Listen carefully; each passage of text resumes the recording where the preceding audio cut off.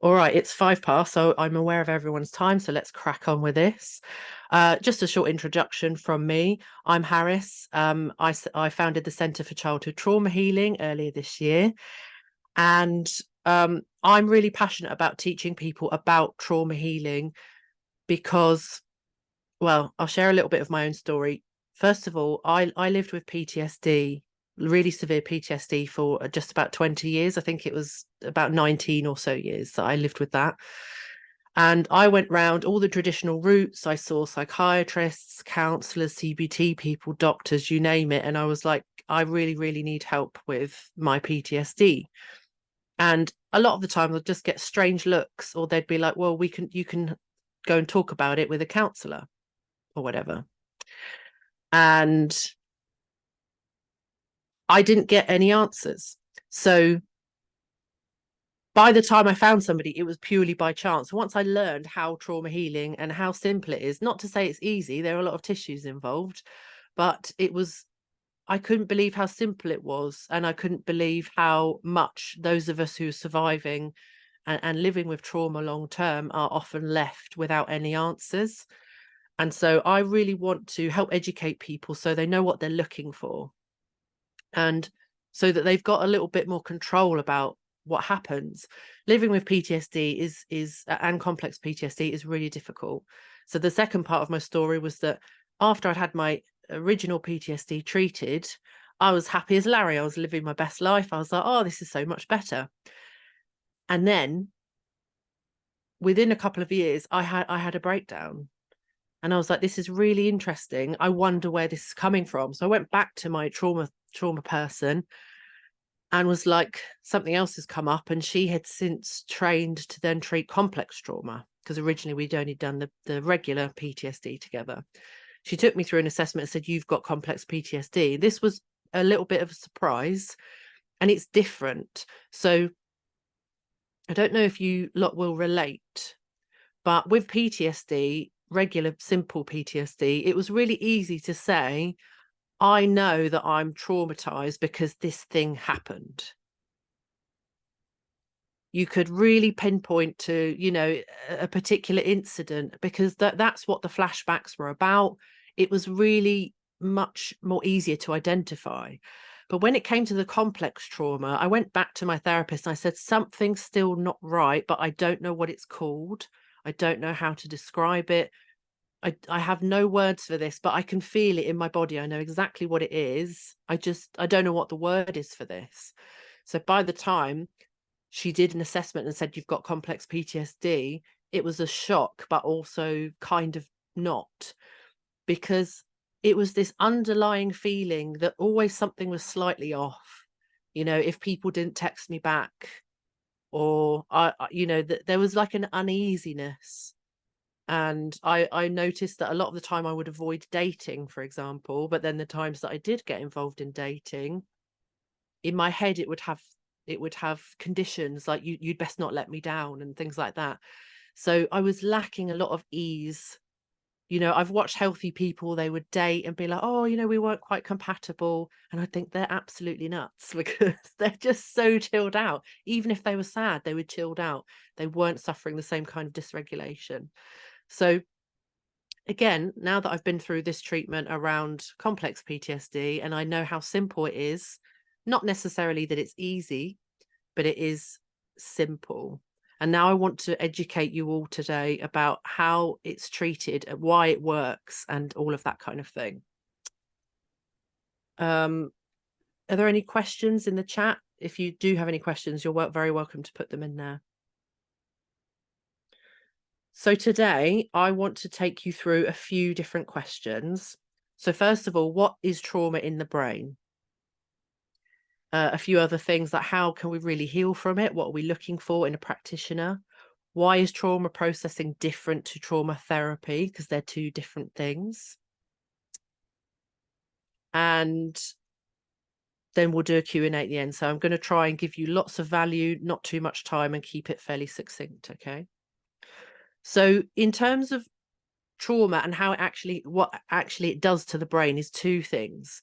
So I don't know if any of you have children or grandchildren, you've seen the movie Inside Out. I don't have children or grandchildren, and it's one of my favorite movies.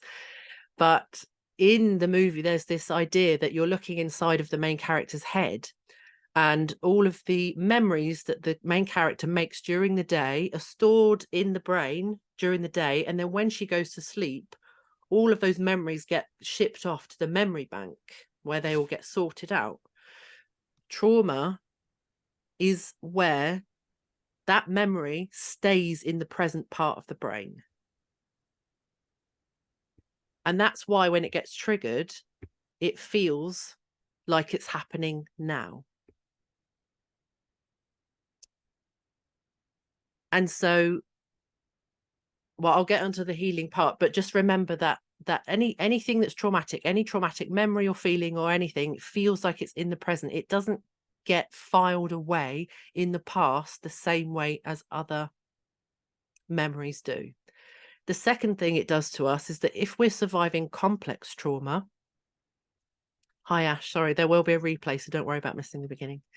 The other part about complex trauma is that because as we grow up, and or maybe the complex trauma has happened in a relationship as we're older, but any environment that you're in for a prolonged amount of time where it's stressful interpersonally with other people, they're behaving in ways that make us question what we've done.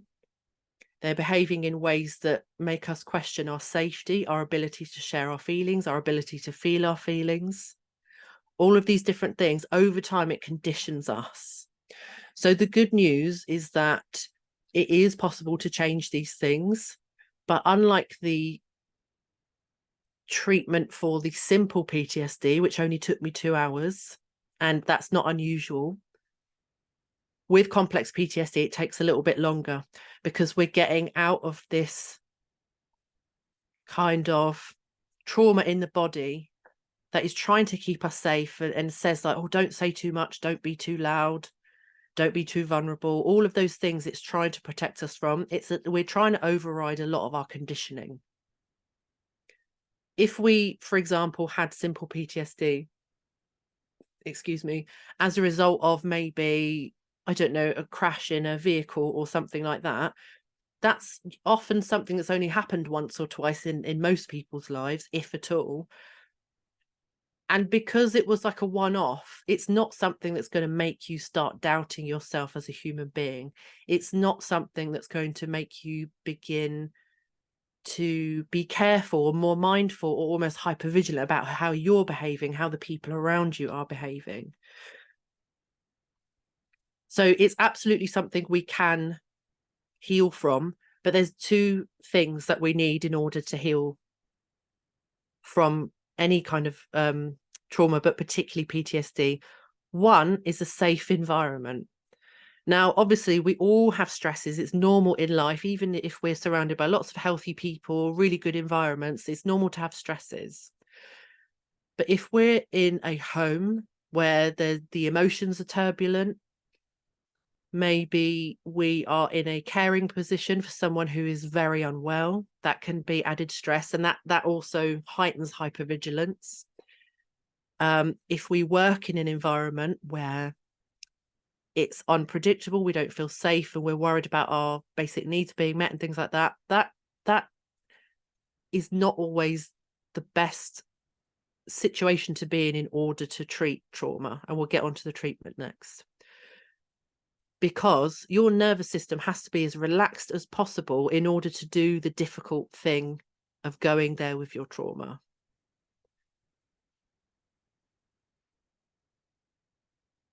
And the other thing is trauma processing.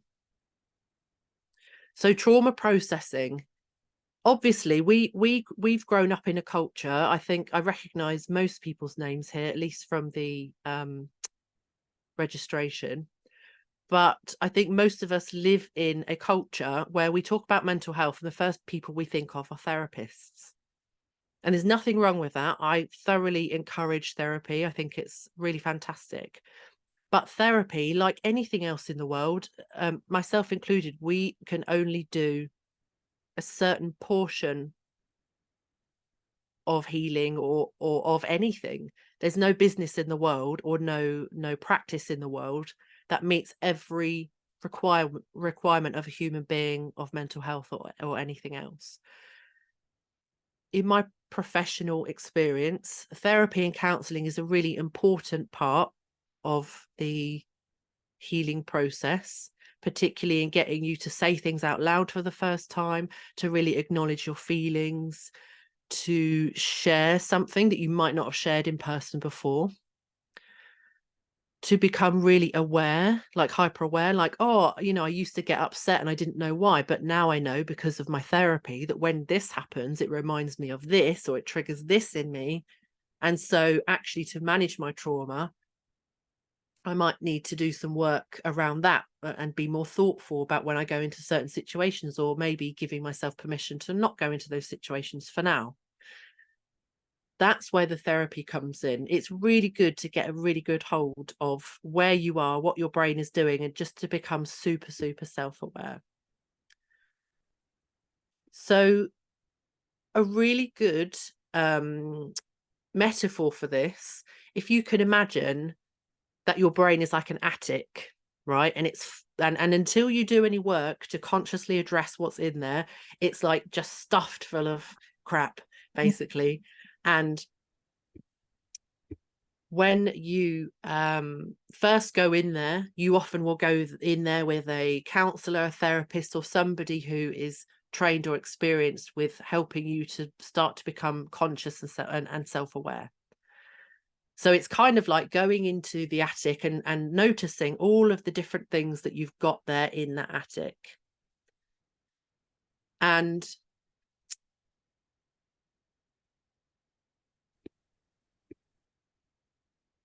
you might even, with a counsellor or therapist, start to organise things into boxes and be like, oh yes, I forgot that I had that thing, or that thing happened.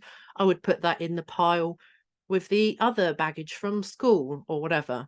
The therapist or the counsellor will often talk you through a lot of things to help you become really super aware and really aware of what's in your attic, what's in your brain. The next part is that during all of that sorting through, you will find your traumas most likely. You might not always recognize them that way at first, but together, a lot of those things together will make the symptoms of complex trauma, or even simple PTSD. The next part is trauma processing. Trauma processing is what gives your brain the ability to finish that memory. Do you remember earlier we were talking about the memory being in the present part of the brain and not able to be filed away? Trauma processing is a way to give your brain exactly what it needs in order to finish that memory, that trauma, that feeling. So I'll give you an example. My original PTSD was all around child sexual abuse. I won't share any more details. I'll just tell you that's what it was. So I had very, very strong PTSD from this. I only had to read a newspaper article, sort of headline or something, and I'd be gone. I was not okay. I was really struggling. And when I had the treatment done, it was done in 2 hours. The first session, the first hour, was to do with that original incident, and the next hour, the next appointment I had, was to do with everything that happened after that was kind of in a similar realm. And the very first one, my practitioner, and this is work that I do with people now as well, my practitioner took me to go and visit my younger self the morning after the incident. And I had this very healing, very emotional, but not triggering conversation with my younger self. We were able to process that memory and give it the ending that I needed. And the thing is that the brain will hang on to all that stuff that happened because it's not processed yet. So to process it, yes, there's lots of tissues involved. I'm not a very graceful crier, so there was a lot of snot and tears, but it wasn't triggering. It was a very big release. I felt a lot of feelings, but that was it. We had this very healing conversation. the conversation was slightly guided, you know, and then by the time it felt like there was nothing left to say, we then took my younger self and took them out of that situation and put them in a safe environment and kind of closed off the memory. And it was absolutely, I mean, I was exhausted after that. But since then, in the 6 years since I had that done, I've not been triggered once. I've not had flashback, a nightmare, nothing. And since that time, I've unfortunately found out that 2 men that I know in real life are also responsible for some very similar things. And I was able to deal with that as a moral adult, not a triggered victim. And by the way, to say triggered victim, I'm not saying that in any way of a judgment, but rather my body knew when I was confronted with this very real, difficult subject, I knew in that moment that I'm an adult and this is not happening to me. So it was totally different, very, very different. And when it comes to the complex trauma, like a lot of the people who are here today, it's often things that we've gone through with our parents, with our family of origin, or our caregivers, or the environment that we grew up in. It can also come from partners who were unhealthy and maybe even abusive and dysfunctional.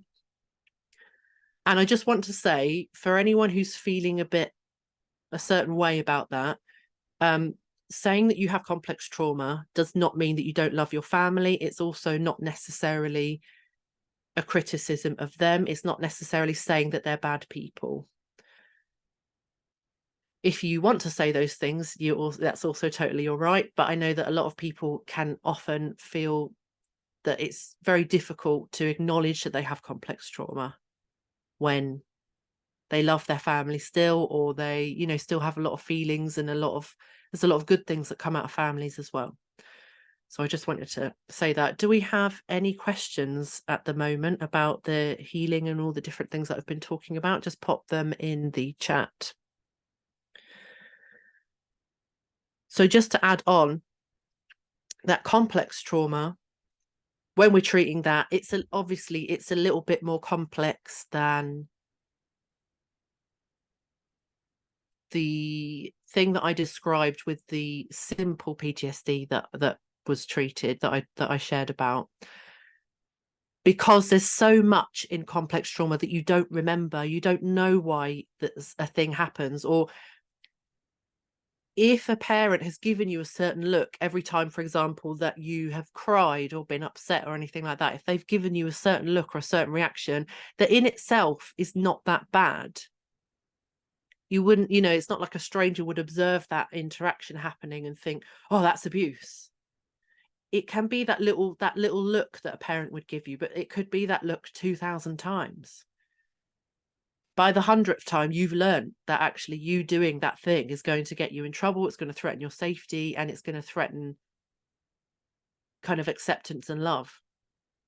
And that's often where you learn to start breaking parts of yourself off. So a huge amount of the work that I do with people is about kind of reintegrating all of those different parts of you. There might be a part of you that's really childish and laughs at things, but actually you've not been allowed to do that for such a long time, and you've learned to suppress, you know, your humor. It could be that being angry. A lot of childhood trauma survivors are very divorced from their anger, or it's overly active. For a lot of people, they will have chronic or you know, a long time anxiety and depression and things like that. It's often those are adaptive, unless you've got a kind of an organic neurotype like ADHD, which I also have. That can cause some anxiety and depression as well. But I have to say, a huge amount of my anxiety and depression, I used to have generalized anxiety disorder and depressive disorder, and I don't have that anymore. And even on the occasions where I might have a day where I've been triggered by something I've not worked on yet, or I might be feeling a little bit low, it's not anywhere near the same. We're talking maybe 5% of what it used to be when it was at its worst. And that is the maximum that I'll get nowadays, maybe twice in a year. I might just have an off day that feels particularly unpleasant, and that's about it. So that leads me on to another metaphor, which is, so I often talk about healing from your sort of childhood trauma in the space of 90 days. The majority of the time that I work with people, that's where we get the real big lumps of it out of the way. And usually by the end of that 3-month period, people are ready to kind of go, and they're ready for the next thing, especially if all of their basic needs are met, they are living in safety. Occasionally I do have people who come back. That's often because their real life environments have not changed significantly because they're still dealing with the same problems. But one of the metaphors I like to use when people say, can you really heal from trauma? I say, yes, you absolutely can. But here's the thing. Complex trauma is like dropping a glass in the kitchen.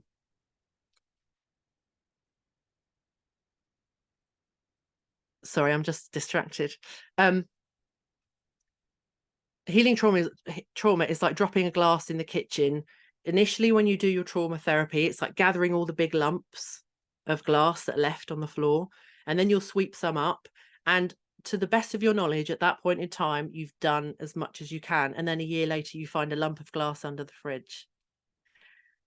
So it's not that there's never an end to it. It's just that you'll find bits later, that hasn't, maybe something that hasn't been triggered for 3 years, and a little thing will pop up again later. But the thing is that once you have had the experience of how to heal trauma, and actually how quick it is, it's not super pleasant. I'm not promising you that kind of trauma healing is going to be amazing, but it's worth it. There should be big relief afterwards. It should resolve your issues in a permanent way. So I'm just going to go back over the questions.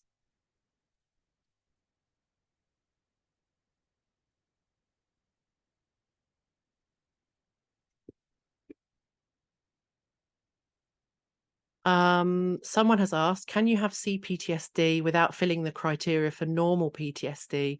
I really recognize myself in the extra symptoms of CPTSD, but I don't have flashbacks, nightmares, or other typical PTSD symptoms. Yes, absolutely. Things that you've mentioned, obviously, by the way, I've worked in the NHS. I've worked in mental health for some time, but I'm not a psychiatrist. I'm just saying from my experience and all the people that I've worked with that yes, absolutely, because flashbacks, nightmares, and things like that are often, not always, but often more tied to things that you can remember. And a huge amount of the complex trauma comes from repeated absence of parents, neglect, and it can just be emotional neglect. That on its own, it could be that pretty much your entire version of trauma is about all the things that didn't happen. So when somebody says to you, okay, well, if you have complex trauma, what happened? That is such a common question that you get. But a lot of folks, first of all, with complex PTSD, they can't tell you that because it's not the same as regular PTSD, where you can say, oh, well, I was in a car crash, or this assault happened, or whatever.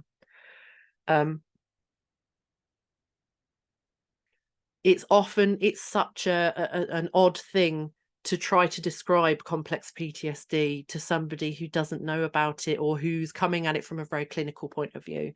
And also, I work with people in the sense of, you know yourself better than anyone else. I don't care if you're being seen by a psychiatrist, psychologist, anyone in my position, or anyone else. If you hear something and your body is responding, yes, I think that is often, that's good enough for me, at least the way that I work with people. So I hope that answers your question.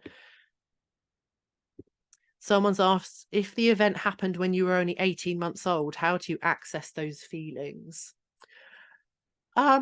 It's a body knowing. So you don't, again, so much of the things we deal with when we're treating complex PTSD has got nothing to do with memories. So things like EMDR are becoming very popular at the moment, and for very good reason. But if you look into it, you only have to Google it. EMDR was created more for simple trauma. And the very nature of EMDR really requires you to access a memory. And when it comes to complex stuff, we often don't have access to memory. So without talking to you more one-to-one and getting more details from you, the answer is I don't know. But if you're still having reactions to the thing that happened when you're 18 months old, if that trauma is still within your body, we can access it. If you're telling me that something happened at 18 months old, but actually it hasn't really disrupted your development, or how you think about yourself, or any of those other things, then it is possible. I'm not saying this is true for you. Ultimately, you best.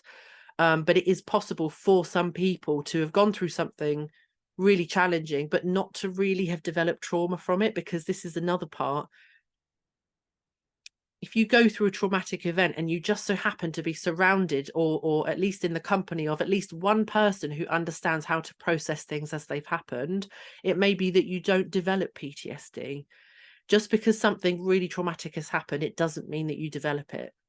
It's not a guarantee. It's highly likely, but it's not a guarantee. So as an example, I know someone who went through a lot of child sexual abuse, but because they had a parent there, once everything came to light, because they had a parent there who was able to hold space for them, to talk them through it and everything like that, they didn't develop any PTSD around the physical trauma. What they developed PTSD about was about how they got treated at school when their private information was leaked at school. So it may be that you go through a thing at any age and you don't necessarily develop trauma. So it would really depend one-to-one. If you have, like, as I said, if you have access to some of those feelings, or it's still turning up in some way, you can absolutely follow those breadcrumbs. And it might be that there's no kind of memory to retrieve. Most of the time there is not a memory to retrieve, but you do work with those feelings if you have them. Could you explain more on the healing process of exercises on letting the abusive baggage from your past and be in the present time and just be the observer of your thoughts? Hang on, let me read that again. Could you explain more on the healing process or exercises on letting the abusive baggage from your past time?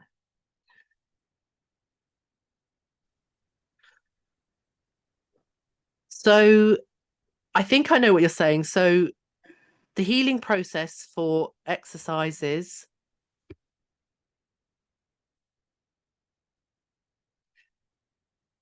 this would possibly, it's really difficult for me to describe an entire process for something when I don't know how one might feel about that.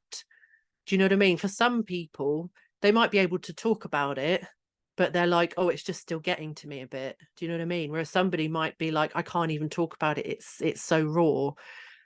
Depending on how complex it is in the way that you experience it, depends on how many steps there are. But as some examples, there's one where if you've got something that's very, very vivid and you find that very difficult and highly emotional to access, you might do something like, there's a process whereby you watch yourself watching a screen where the memory is being replayed until the memory is broken, almost like a what's that word? Oh, I've got it in my head. Like a film, like a camera roll. That's what I mean. It's like that, and you do that until it's broken. It just takes a lot of this is really interesting, and we don't know why it works. I asked my own trauma therapist, I was like, right, why does it work? Now that we've got all this evidence for it, she was like, we actually don't know, just how brains work. So if you were dealing with something difficult, you might do that sort of screen exercise first. You might then, the next time, you might then go and have like a healing conversation with your younger self after the first incident. Or if you've got like a array of different things in that category, we might pick the strongest one. When you're younger, there's also something called IRRT, which is where when you feel ready and able to do it, you as the adult go in and save the younger self. You have this sort of confrontation. It's not right for everyone, but it's something that I've done for a couple of things, and it's been really helpful, very, very useful. So there are all these different things, but ultimately, once you've done all of that, you do become the observer of your thoughts a little bit more. It doesn't, the emotions aren't in the driving seat as much anymore. And when they do come up, you should be regulated and integrated well enough, excuse me, that you will know what to do, and it's not so much of a big deal anymore. I hope that makes sense. Let me just have a look at the other questions.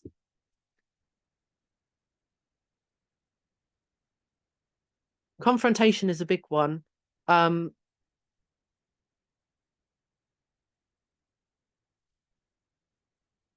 So I also want to add that a lot of this stuff will help you to move on, but there's always, like, I don't hold the answer to everything. Your growth isn't only going to happen in a therapist's office or in a coach's office or anything like that. A lot of this stuff has to happen in the real world. And one of the things that I encourage people to do is to start talking about things that will help them to move forward. For me, I had a horrendous relationship with confrontation before. So I did the only sane thing, and I went to learn to box, and I had 2 boxing matches in public in front of 1,000 people ago. I'm not suggesting that you do that, but I really, really wanted to get over it. So one of the conversations that I often will have with clients is the possibility of doing something in real life that will help to challenge certain things.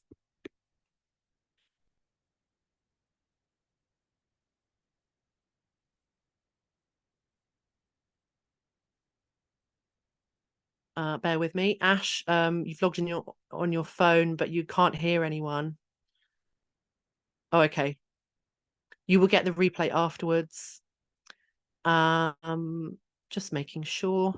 What would one do if their mother is the main cause of their trauma and they are triggered by them constantly, but everyone will judge them if they choose not to see said person anymore, or at least for a while, to build their boundary without having guilt for leaving them?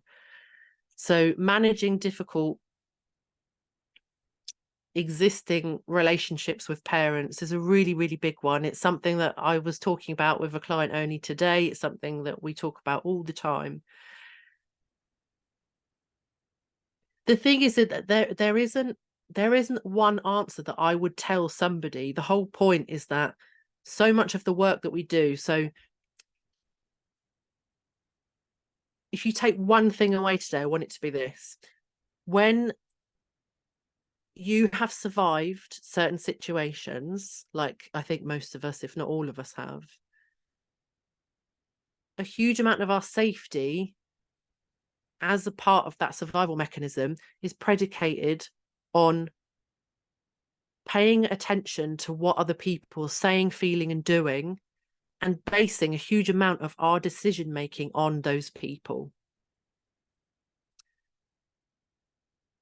And now that we're adults, it's totally understandable why we still do that. And it's not to say that it's going to be easy if we decide to make a different decision. But the interesting thing is that, firstly, your intuition knows exactly what to do. And actually, we need to, if we can help your nervous system to calm down enough, your intuition will have every answer that you've ever needed, far more than me and anyone else. And the second thing is that a huge amount of the reason, and people will find this later, a huge amount of the reason that you get anxious about that stuff is not because of how other people are reacting.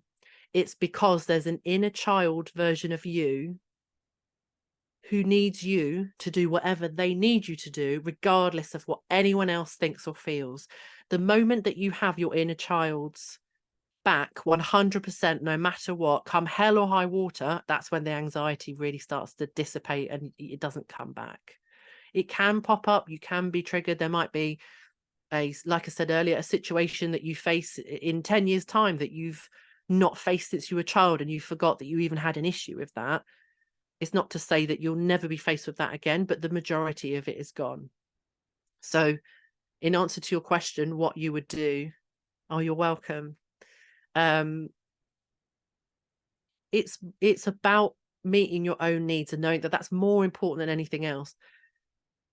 It's such a difficult thing for us to overcome our stuff and to know that, and to get ourselves to a very real position where we are able to make those calls for ourselves. Obviously, when we're children, we can't go up to a child who's in a difficult environment and say to them, or just write your parents off. Like if they're mistreating you, just don't talk to them anymore, go live somewhere else. As a child, you need your family, you need adults to look after you. You're not at a state in your development where you can live without them.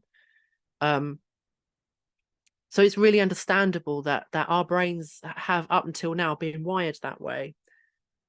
It's not an easy thing to change that and to say, listen, your example of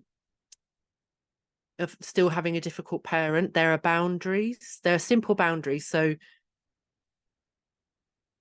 everyone in this room, if we were, sort of working together, or we were friends, or we knew each other in real life, I would like to think that we're probably all sensitive enough that we would notice in the other person if they weren't comfortable with something, or we would overly reassure them, you don't have to do that for me, there's no obligation. We would be very attuned to what other people need, and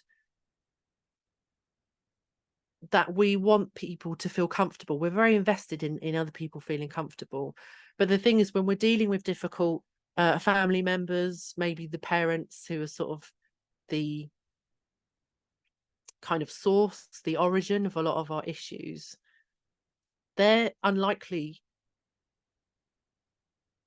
or fairly unlikely, to ever be in a place where they can have the kind of conversation that us lot in this room now might have. So coming up with boundaries that they can understand, and letting go of healing fantasies about how you wish the conversation could go. Obviously, there's some grief involved in that, but it will save you a huge amount of heartbreak and frustration and being triggered in the long run. Is part of that healing, is to really acknowledge who our parents are and the fact that actually they're going to be who they're going to be for as long as they live, and it's totally up to them, even if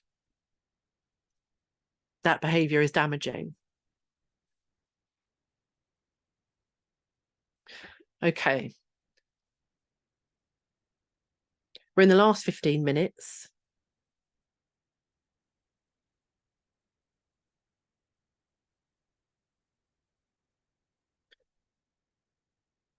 So I just want to touch briefly on why this type of work isn't promoted enough, just so that you understand. I'm not asking anyone here to donate a kidney. I'm not saying that this is magic. This is just totally my take on trauma healing, is just that we are giving the brain an emotional experience that helps them to resolve a previous emotional experience. In the same way that if you break a leg, you want a surgeon and not a homeopath necessarily. I think with trauma healing, you want an emotional experience to complement the emotional experience that you've had. I don't think this is complicated, but I do feel that two things. First of all, from a medical kind of NHS or, healthcare point of view, emotional work is quite a difficult thing, I think, to pin down when you are trained to think in a very logical way. Human beings are emotional before they're anything else, and emotions are not logical. I think doing emotional work is very, very different to doing logical work. And the other thing is that I think that we have, you know, psychology is such a young science in terms of our sciences. Modern psychology has only been around for about 100 years. It's still, I feel it's really in its infancy. And it started out with the premise that you can talk something to a resolution. And often you can absolutely do that. But in my experience, you can't do that with trauma, because the very nature of trauma means that when you trigger it, you make the neural pathway in your brain stronger because you're practicing it over and over again. Like you practice learning piano or driving or anything else. Every time you practice a thing, you make it stronger. You learn how to do it better. And so I think that the very nature of trauma healing is contrary to a lot of the popular and established ways of doing mental health, particularly in the West. And the third thing is that practices outside of regular kind of therapy, psychiatry, and that sort of thing, we're not regulated. And I would be very really approve of our industry being regulated, but it doesn't look like it's going to happen that way soon. So a lot of the time, I think it is safer to recommend somebody who has gone through a certain training or something else, because it seems like the safer bet.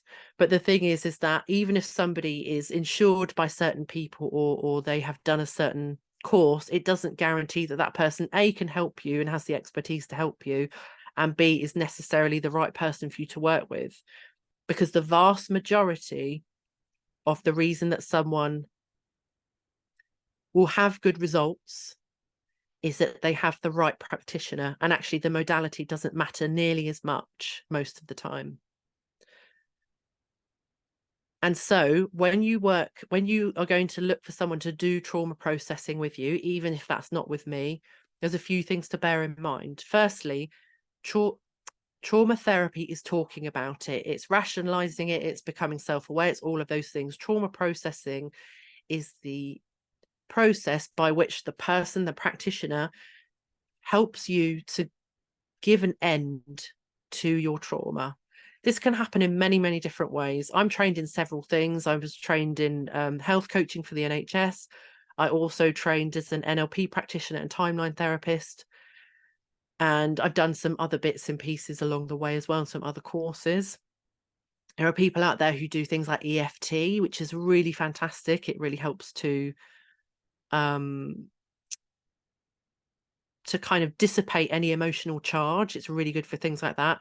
As I mentioned earlier, EMDR is becoming more and more popular. It can take the edge off complex trauma, definitely, if you've got a really good practitioner who really knows what they're doing. But first of all, you want to make sure that they're trained to do emotional regulation and reintegration first, because I have heard of people coming out of EMDR practices with their trauma worsened because the initial part of that healing was not done properly, and they were taken straight into processing trauma long before they were ready. So there's lots of other things out there. There's somatics as well. I've only been introduced to somatics this year by a friend who actually practices it, and it was really fantastic. It was an amazing way to actually help a lot of feelings and stored up things to actually move through the body. So there's lots and lots of different things out there. The things that I would say is try something out, see if it works. Don't go at a pace faster than you're ready, and also have a look at their testimonials. Because if they're good and you vibe with them and they've got good testimonials, then it should be good to go. I'm just going to have a look. If a person went through neglect as a child and sexual abuse and depression and almost death, what trauma would that qualify as?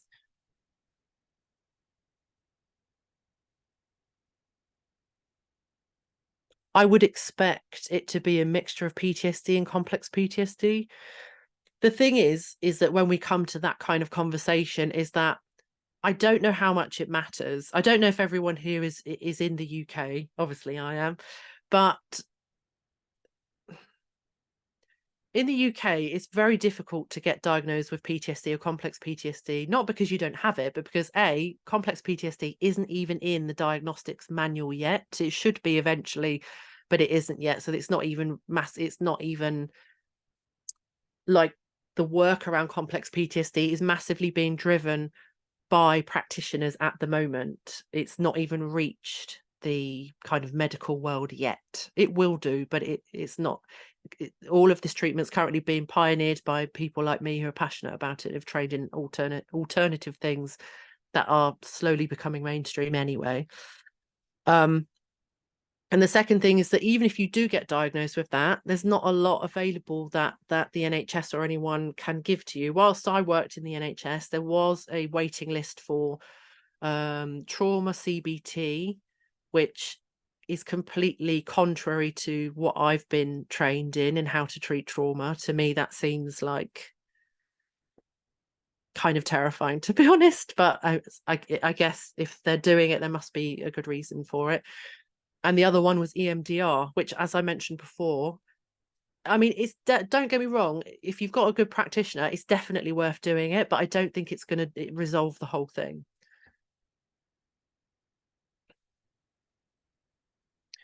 Are experiencing the same thing here in Sweden. Yeah. So what I would encourage you all to do moving forward, if you have the advantage of a healthcare system that has very, very good complex trauma treatment, and I have yet to hear of one, then go for a diagnosis, push for one. If there's other sort of logical reasons to do it, you know, if you need help with sort of disability, if you're sort of at that level, then again, that might be a really good reason to do it. If you know, if somebody really needs help to the point that they might even need inpatient help, then again, that's probably a really good reason to push for it. If in general you're managing a day-to-day life, and yes, trauma is impacting you, but you're sort of able to keep a roof over your head and to feed yourself, and all of, you know, your basic needs are met and you're able to do that, I wouldn't say that going for a diagnosis is necessary, because most of the help you're going to get, you never have to. I have never met anybody to this day who treats trauma who expects you as the client to turn up with a piece of paper that says, I've got trauma or complex trauma. As far as I know, and this is how it works with me, how it worked with my trauma therapist and everyone else, you turn up, you say, I think this is what I've got. The practitioner will go through an assessment with you and go, yeah, you're probably right. That's it. I have yet to meet anyone who's got this wrong about themselves, and I have yet to meet any practitioner who won't take you because you're not diagnosed. Okay, we have a US person. Talk therapy is covered. Okay. So talk therapy is 100% worth its weight in gold. But if it's trauma processing you're looking for, I would encourage you to keep looking and have a look at some of the things that I've talked about. You might find people who are looking for guinea pigs. You might find, you know, if you're on low income or you don't have access to anything like that, go over the things that I mentioned earlier, Ash, when you go back to listen, and see if there's anyone online or in your area who are new at practicing the things that I've mentioned, and if they want guinea pigs, because that might be a good way to get your needs met there. Okay. We're coming right to the end now, so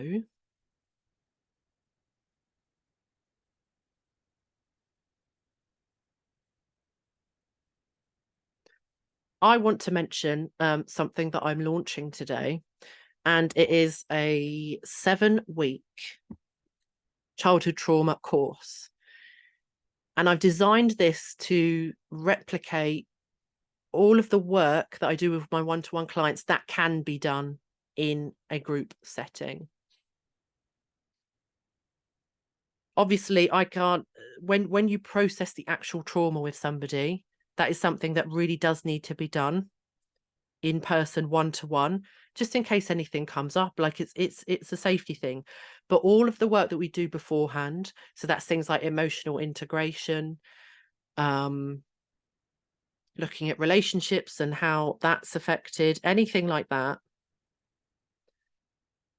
Bear with me, I'm just bringing up my list. All of that could be done in a group. So I've put together a 7-week program. So it's coaching for 1 hour a week for 7 weeks. And what we go through together is some inner child work. I introduce you to inner child work. And when I first heard about inner child work, I was like, that just sounds really like fluffy and like it doesn't do anything. When I tell you, it will knock your socks off. If you've never done it before, the moment you meet your inner child in that experience, most people will cry. Not for bad reasons, just because it's such a powerful thing. So we also work through some emotional integration. We also help you to take a life inventory. So it's sort of all of the relationships you have at the moment, all of the commitments you have at the moment, if they're working for you, if they're not working for you, and helping you to actually put a plan together of where you want to take things. So it's quite forward looking. And I also give you a lot of the tools that you'll need in order to continue doing this work on your own, or when you don't have a trauma therapist or trauma practitioner or anyone else. And Aoife has just put the link to the 7-week group program in the chat. So through this course, what I want to teach people to do is to begin to connect to your own ability to heal, your own intuition, so that anybody you work with from now on, any therapist you choose to work with, any coach that you choose to work with, anybody, you're choosing them for a very specific reason. And the rest of it, you know what to do. The next time you get anxious, you know exactly where that's coming from and what to do. You've got access to the process. There'll be guided processes in there as well. And obviously, these are skills that you can use for the rest of your life. You can use them with other people. If you're a parent or a grandparent, these are the tools that you can use with your family. If you're a teacher, you could probably use them in a setting. If you're any other kind of sort of care worker, I think we've got a social worker in here as well. These are things that you can use with a lot of your, your patients, your clients, your family.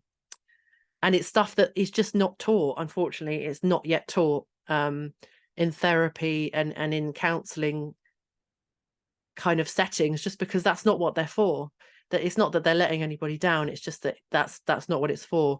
And I really want to enable people to know how to do that and to start processing their stuff.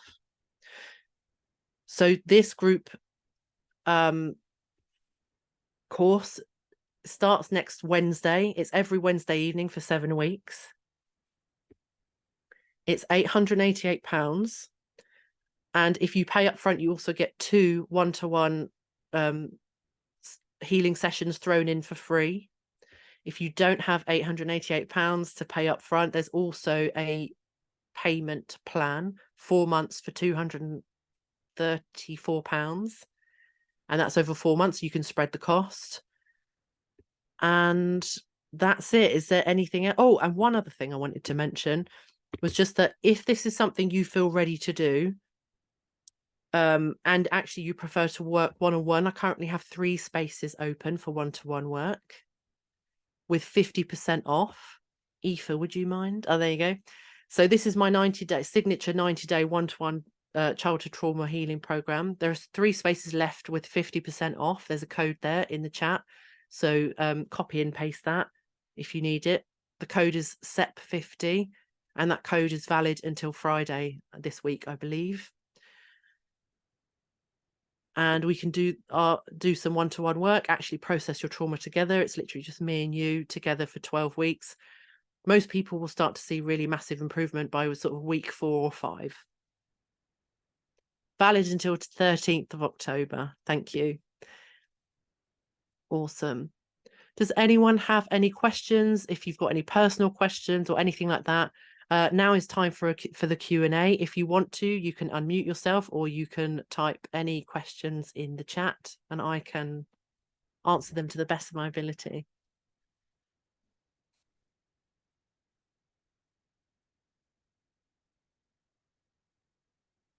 That's okay, Ash. I will be doing this again.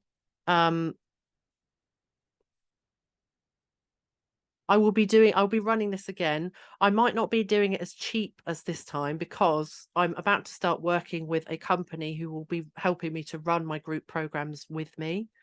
And they insist on group programs being no less than 1,250 quid. And they've told me to sell my course today at 1,250 quid. And I said no. So this is the price that I'm selling it for. So do we have any particular questions?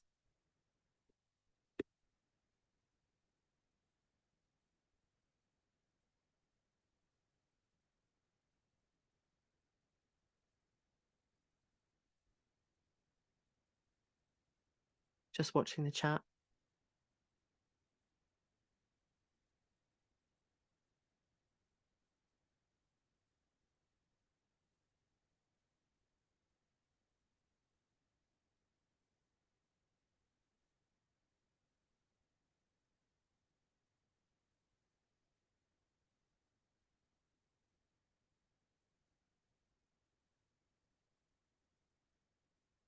Thank you, Esther.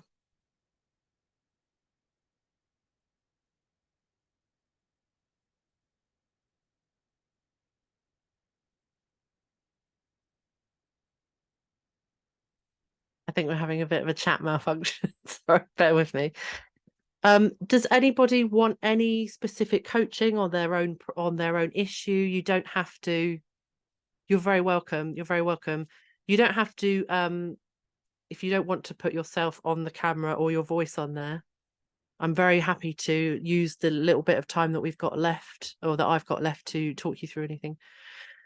If you were in an abusive relationship, how do you let go and not carry the baggage now in your present relationship, as some things or words may trigger sometimes? So something I want to say to you is that it's not your fault. It's not that you're failing to let go. It's that, trauma, because you weren't able to process it at the time, it's just still in your present brain. It's in the present part of your brain. So really, if you were to work with somebody like me, it wouldn't have to be me, but really we would first work out what those triggers were, the things that you found difficult, the way that feels in your body, the things that it brings up. We would go through.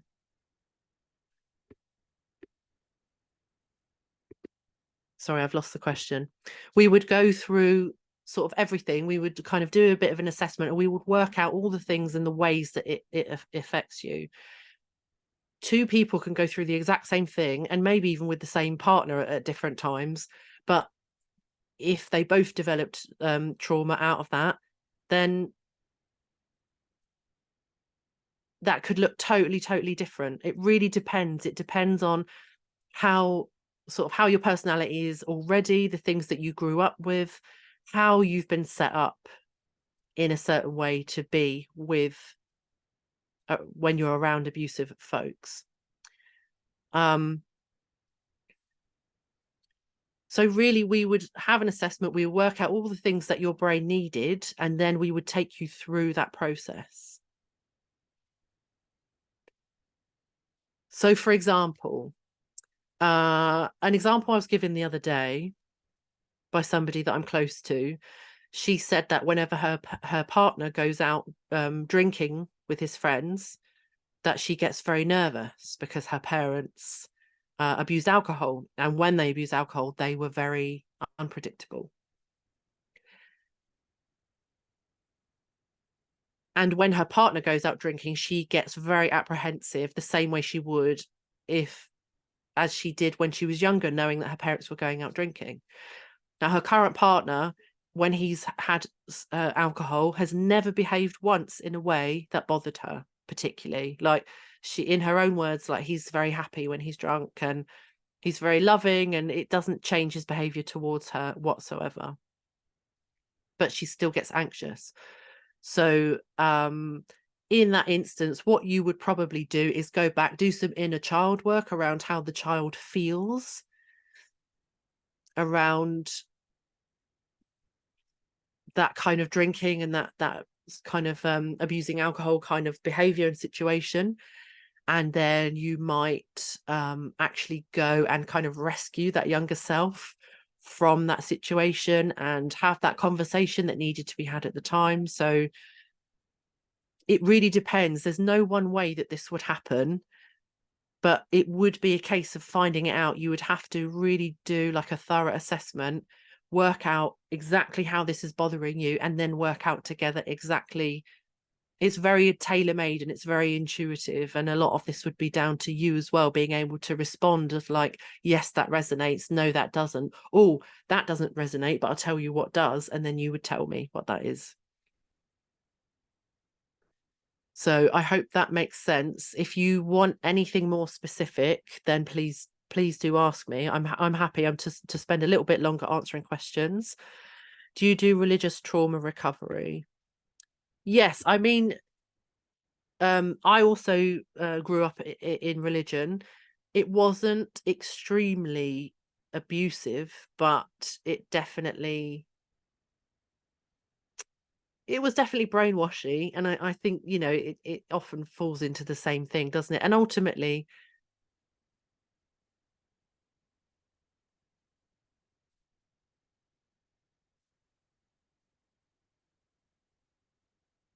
it's the same thing. Complex trauma, you know, you've been in an environment that kind of did some damage to you over a long period of time. It's the same thing.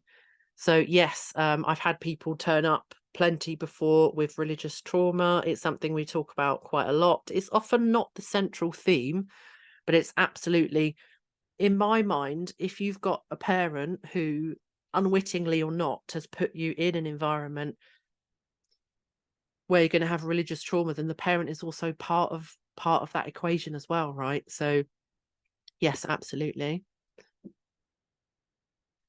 You're very welcome. How is PTSD different to trauma?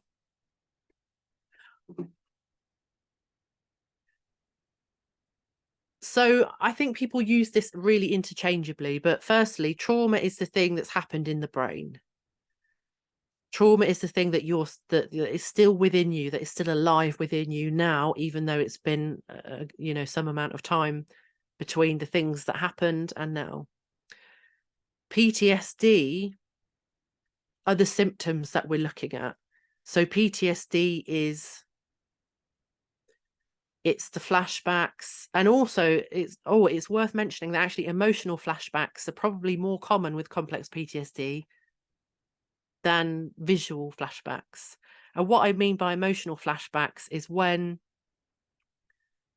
you know, somebody might say, you might offer somebody to come over for dinner or something, and the person's like, oh, thank you, but no thank you. You might have an instant emotional flashback of being rejected at school. You know, somebody didn't want to come to your birthday party. And even now, the person now might be saying it to you just because they can't make it on that day. Little you is kind of ignited and alive again. And there's 5-year-old you thinking back to that bully who was like, I wouldn't come to your birthday party. Do you know what I mean? So emotional flashbacks are really, really common. But in terms of trauma is the thing, it's the emotional experience, it's the psychological experience. PTSD is much more, it's the symptoms and the signs, it's the outward signs, I guess, that the trauma is in there, if that makes sense. I hope that makes sense.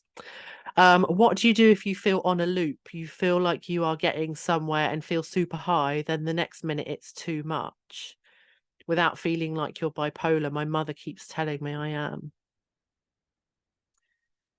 So having lots of ups and downs with your emotions is very common. Obviously, bipolar disorder, when you have a high of bipolar disorder, it's often when you're manic, you start believing unusual things. It's a very different thing to having up and down emotions, you know. So it's I think if you've got complex PTSD, it's much more likely that you're having up and down emotions because of trauma rather than bipolar, because bipolar is much more to do with It's not just the emotions on its own, it's the way that it affects your thinking each time that you go up and down. So often you're being looped, feeling up and down because you're being triggered a lot. So it might actually be that your natural state is actually quite positive and quite high. My natural positive state is that I'm a very optimistic, very chilled out sloth. But when I was younger and very much living in trauma, and my body was very much living in trauma, I looked like somebody who's very negative, very anxious, and hyperactive. Once I healed, I was like, oh, I'm a 1 mile an hour kind of person in a lot of ways. And that's where I'm happiest. I'm cheerful most of the time. When something big happens, I'm like, oh well, doesn't matter. I don't sweat the small stuff so much these days. So having met you, Michelle, I think this is the Michelle that I know, I'm sure it is. I suspect that that's what's happening. I suspect it's trauma that's keep making you up and down, and maybe even the environment and the people that are triggering you, rather than it being your fault, as it were, rather than it being like a mental health condition. I think that it's something I say to people all the time. You're having a sane reaction to a difficult situation, environment, or person. I would massively suggest that's what's happening. My first language isn't English. Is that an obstacle to doing therapy with you? Is it a bad idea to try therapy in another language than your native one? No, not necessarily. I've helped I've coached people many times who, like one person I've coached didn't speak more than about 2 words of English. So there's definitely ways around it. If it's something that you want to consider, then I would welcome you to book a complimentary 30-minute chat through my website. It's mooksharrishill.com. Aoife, if you're listening, if you wouldn't mind just putting mooksharrishill.com in the chat, that would be marvelous. There's literally book a call on there. So have a chat with me and let's chat about it. You're very welcome for the webinar. How do you get your emotions to no longer believe something that your logical brain doesn't believe anymore? For example, you aren't a good person because you need Jesus to act through you to be good.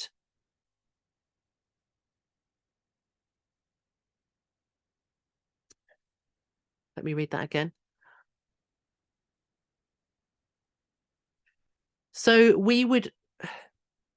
again, I think this is in a child work, Ash. I think that we would go back and sort of have this conversation. This is much more inner child work, I think. And then possibly some trauma stuff around whoever's told you that you weren't good enough or anything, possibly. Obviously I don't know your story, but that would be my best guess. But inner child work, getting really familiar with your inner child and starting this dialogue of like, listen, mate, we don't need that to be good. We're good anyway. We don't need, we together would think about all the things that your brain, your inner child, all of that would need in order to resolve the issue. So again, it's kind of how long is a piece of string, excuse me. But yeah, we would go in and heal that belief. It's again, it's an emotional experience. Together we would work out what is the emotional experience you need in order to finish that thing off or give it a different ending.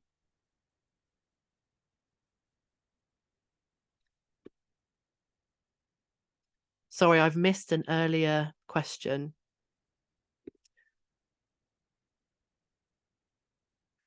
After trigger warning for birth loss, if anyone has that. After losing my 5th baby and nearly dying on this occasion, after they just signed me off health-wise and sent me on my merry way, who would I approach to help me with this?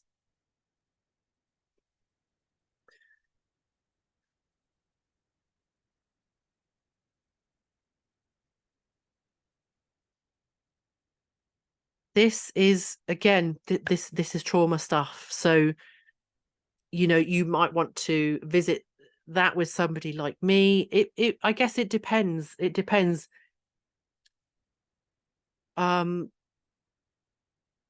You could absolutely do that with anyone who practices trauma processing. And also, I'm really sorry that happened to you, and thank you for sharing.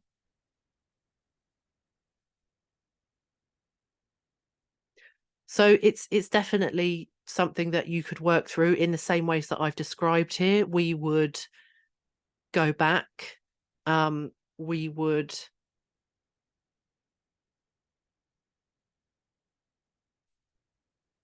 go and have that conversation with you at that age. We would release together, me, you, and yourself at that age, the three of us almost. We would kind of go in and have that conversation, express all the things that needed to be expressed. I feel intuitively that there would be a lot of anger there, grief.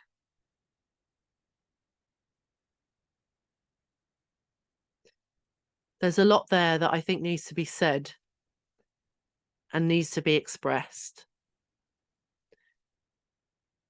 And also, when it comes to grief and loss, whether that's pregnancies or parents or anybody else that we lose, at my age, I've been to over 50 funerals in my lifetime, so I'm quite practiced at death. We might talk about what do you believe about death? What do you believe about the soul? And finding a way to also connect with that in a way that feels like a relief to you. And again, we're not making anything up. This is all really kind of intuitive things that feel right, things that feel true for you. You know, we're not trying to get you to believe something that you don't believe. It's very sort of much tailor-made. Thank you so much. I do appreciate your time. It was my first time on the call, and I got a lot of value of my current situation that I'm going through right now. Thank you. You're very welcome. Thank you for that particular answer. I'm giving the inner child a hug. Sure. Why does the body crave for sex in the present moment due to past sexual traumas when a person was indulging in sexual action to relieve stress or tension in the past as a child around 17 years to 21? Sorry, let me just read that again. I'm just making sure I understand.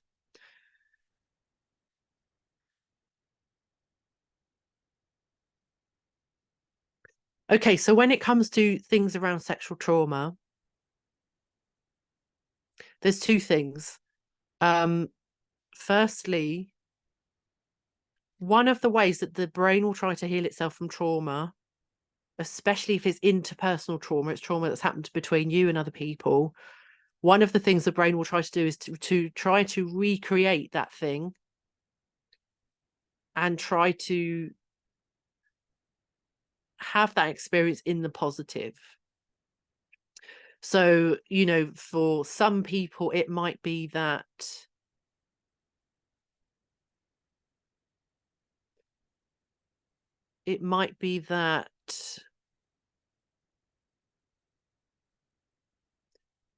every time you intentionally have sex with people in the present, that you're exercising your autonomy, your consent. You know, you're trying, there's a part of you that's kind of trying to have many positive experiences to almost right the wrong one, quote unquote, or the wrong ones.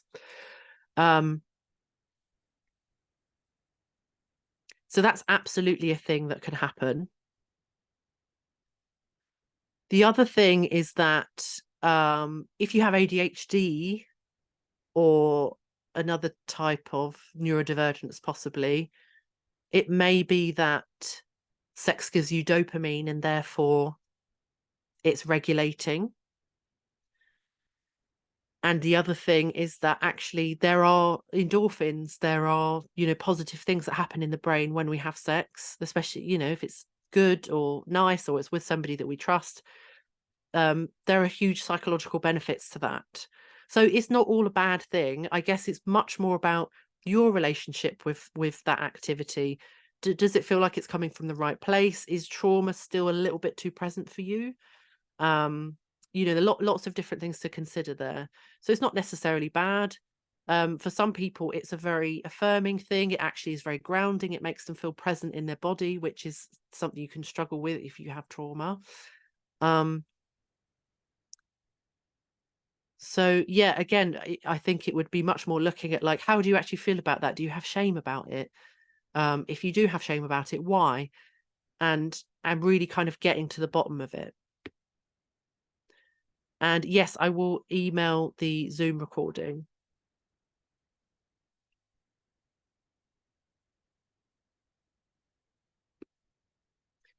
Dysregulation causes up and down, nervous system overload, need to calm the system, fight and flight to rest and digest. Yes, 100%. So there are lots of little tricks around in the internet. I'm aware that we're sort of getting to this will be the last 10 minutes and we'll finish. There are lots of little tricks out there that are really, really helpful for nervous system regulation in the short term. Once you've dealt with trauma and you've actually healed that, it can't get triggered again, really. Or there might be a tiny bit left that you might need to go and revisit, but ultimately the idea is that it won't be there to trigger again. So your nervous system is becoming less and less activated over time. Excuse me. And once your nervous system starts to get used to how it is when it's like calm most of the time, that then becomes your new norm. And the cycle, that sort of up and down thing, becomes less and less. And then when it does happen, it's almost like you've banked a load of really good time, so that when it does come up, you're no longer scared that this is going to last ages. You're no longer scared of like, oh no, I'm broken or something. It's just like, oh, that was really interesting. I noticed that my heart rate is 150 beats per minute. It might be unpleasant, but at the same time, you should increasingly be able to observe it and go, oh, this is really interesting. I wonder what's caused this, or even I know what's caused this. I know exactly what I have to do. And over time, you become the whole process, everything becomes much more intuitive, and you know what you're doing.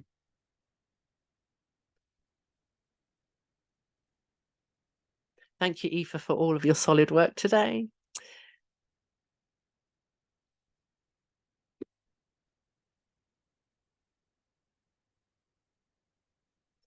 No, that's totally okay. There's so much in this box.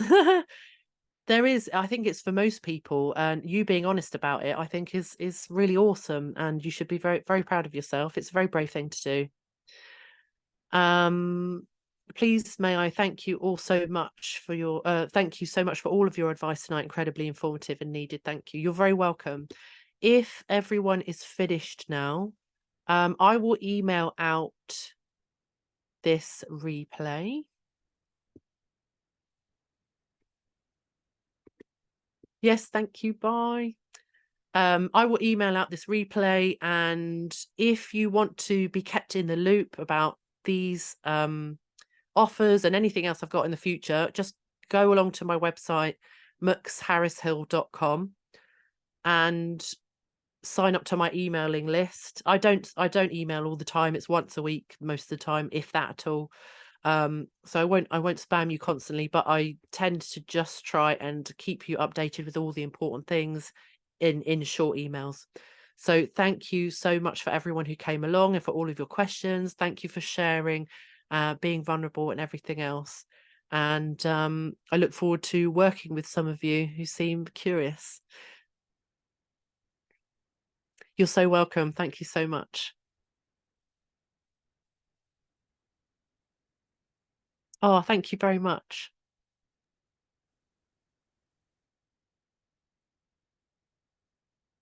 All right, I'm going to end it there. Thank you so much, Aoife. And thank you for everyone who attended and took part and listened. It's been a pleasure.